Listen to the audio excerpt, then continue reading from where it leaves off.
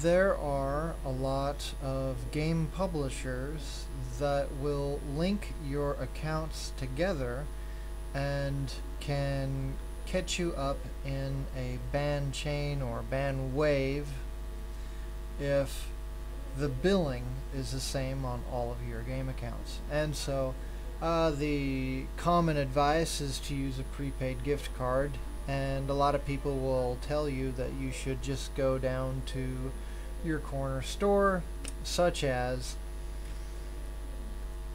a Walgreens, and then next to the checkout counter you'll see a little rack that'll have some different cards available, and they're all just prepaid credit cards.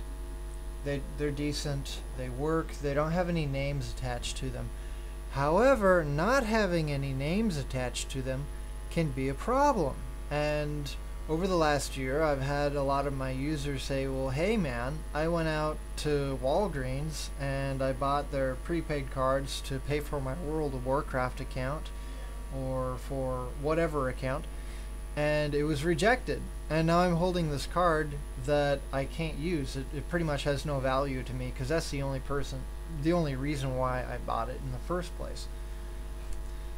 And well, hey, I gotta keep my stuff anonymous because I own 50 accounts and I don't want them all tied to the same billing, so I need to find a new solution for my anonymity. And my recommendation for you in this situation is to go to giftcards.com, which is a website that will allow you to get a virtual credit card. And of course, one of the big benefits of this is that a lot of us working in the games industry who make our money from games or hiring people to play games is that we're expats. We're not in the USA anymore. So how do you get to Walgreens then? Well, you can't. You need to find an online solution. And the one that I've been using, and it's been a big favorite of mine over the years, is giftcards.com. And one of the nice things about giftcards.com is your rejection rate on using these is going to be much, much lower, because when you get a prepaid card from giftcards.com,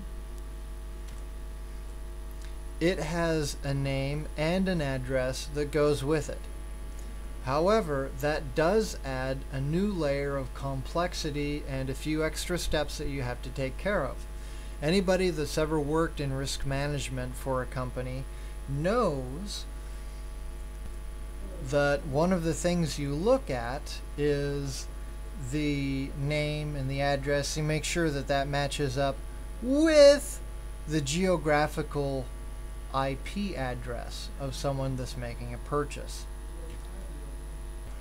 Not only that, but you might also check that the name and the address and the telephone number are actually real information. You're using a telephone book or other service directories or databases such as the Experian database from which is one of the major credit reporting bureaus. And you just make sure that you're receiving information that hasn't been falsified.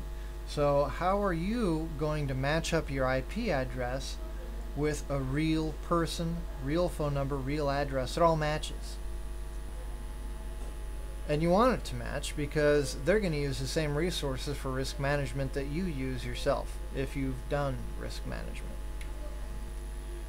So let's get down to the solution and how to handle this extra layer of complexity and get into the details of what's involved with that. First thing you want to do is fire up your VPN connection and then go to a site such as who.is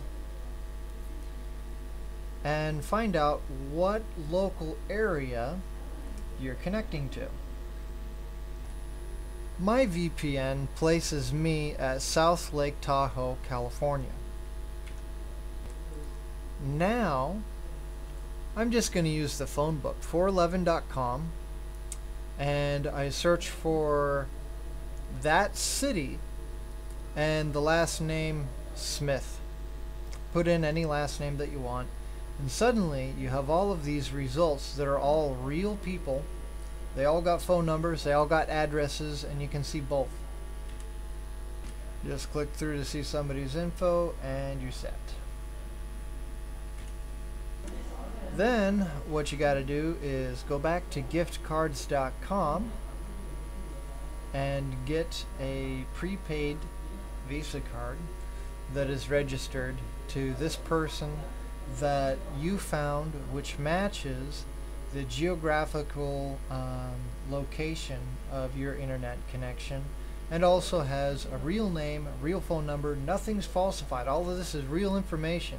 I guarantee you your card is not going to be rejected. One of the leading reasons why prepaid gift cards get rejected is because no name is attached to it, and so there's no results.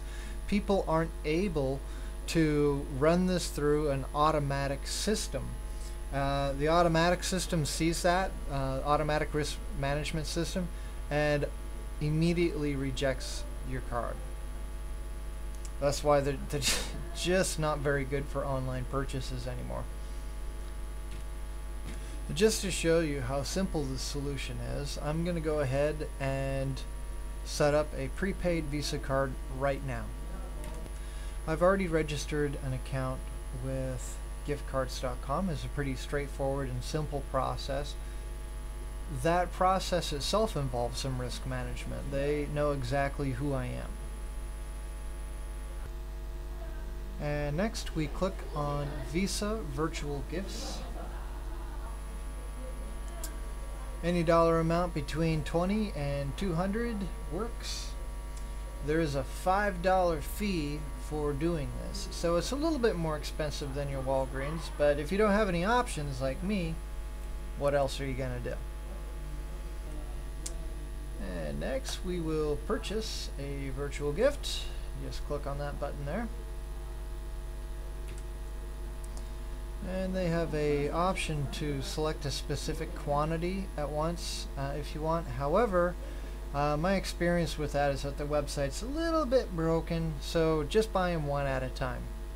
Otherwise, you'll be in customer service hell trying to figure out your order form and complete your purchase. And before you fill out the form field where you put in the gift value, take into consideration the possibility that tax might be added on to the purchase price of whatever you're going to purchase. You know, like for example, last year we were paying for dozens of what was it, Age of Conan accounts, and this was the European version because we were focusing on the European servers for farming. And for example, it was like $19.99 or whatever, so we made our gift cards exactly at that amount. And then we went to the checkout screen, started the process, and realized, well, oh shit, they're charging us tax. And so we were short by like 30 cents on every single one of our cards, and the whole batch was just useless for our original purpose.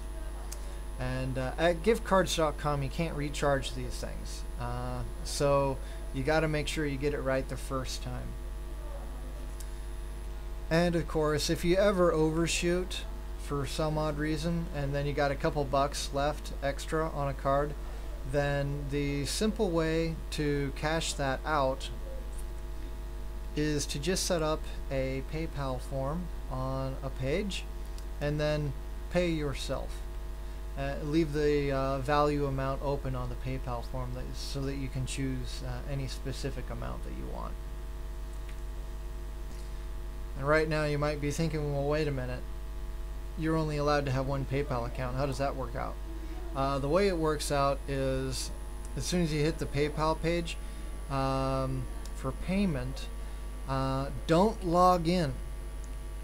Scroll down and look on the lower left hand section of the page, and you will see a little link that says I do not have a PayPal account. If you click on that, then you'll be given options for using a credit card.